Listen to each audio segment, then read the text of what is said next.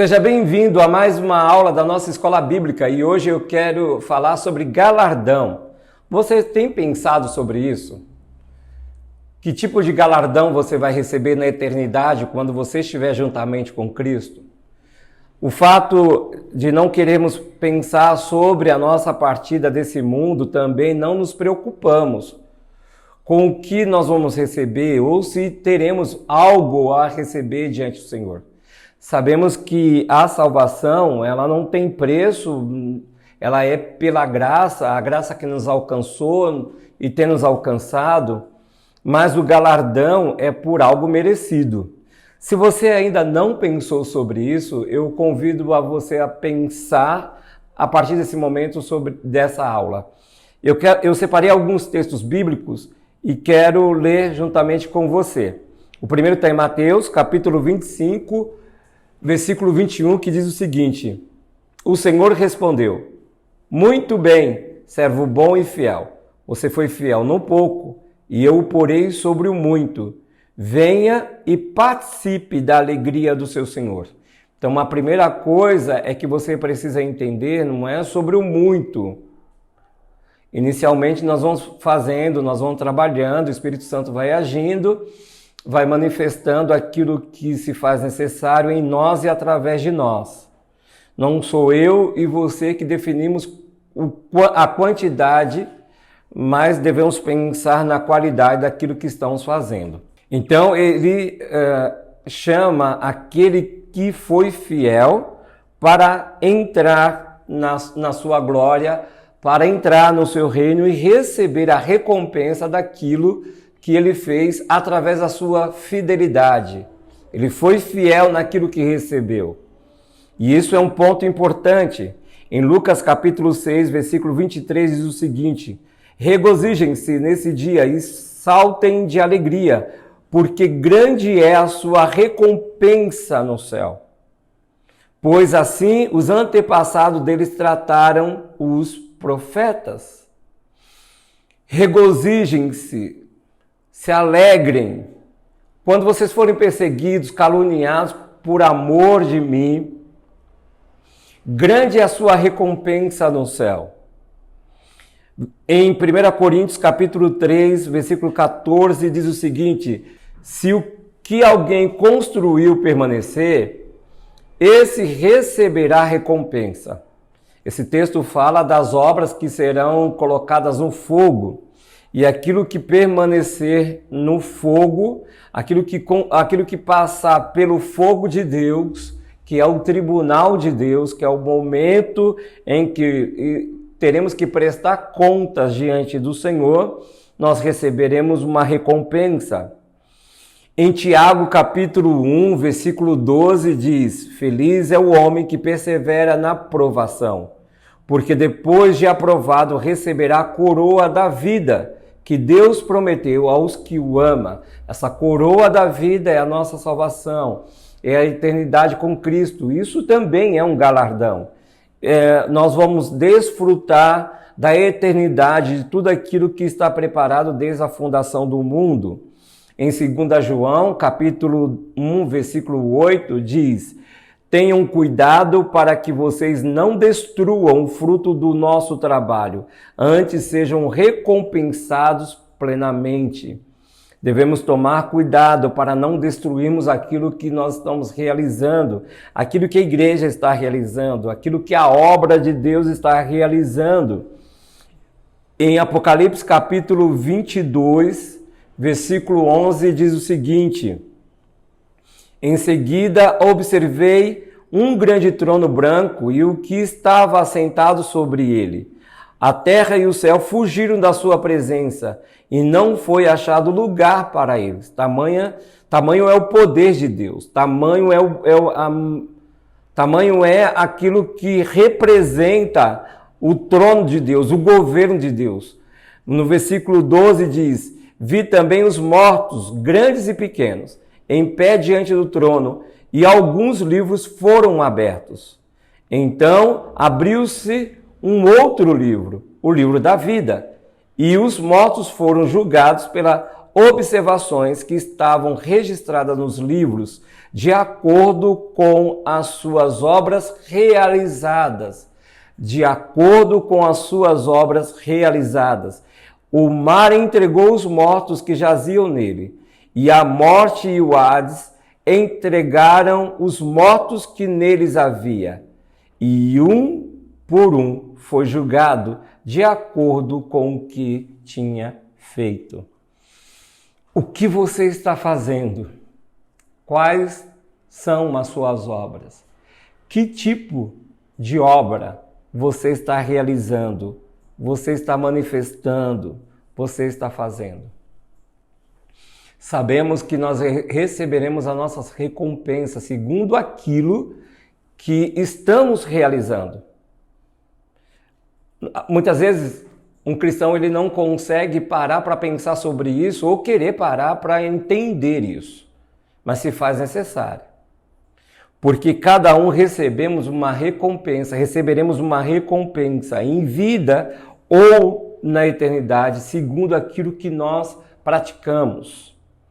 Galardão significa recompensa. A Bíblia fala sobre recompensas para cada pessoa, de acordo com o que fez.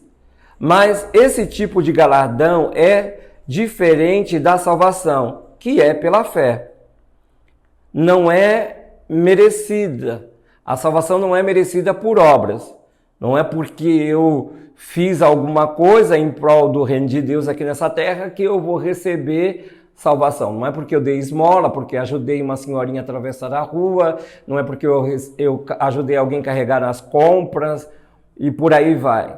Salvação é pela fé. Fé em Cristo Jesus, que é o Filho de Deus. A Bíblia diz que Deus retribui a cada um de acordo com o que fez. Significado de galardão. O que é galardão? Galardão significa a recompensa por serviços relevantes que foram prestados. É uma espécie de prêmio, uma distinção pela realização de algum trabalho. O galardão recebido pode ser representado por uma medalha, quando isso é aqui na Terra. Então ele é representado por uma medalha, uma condecoração, uma homenagem, um prêmio, um valor, ou por outras atribuições. Então existem alguns galardões aqui para a terra e alguns galardões para o céu. Receberemos tanto em vida como na eternidade com Cristo.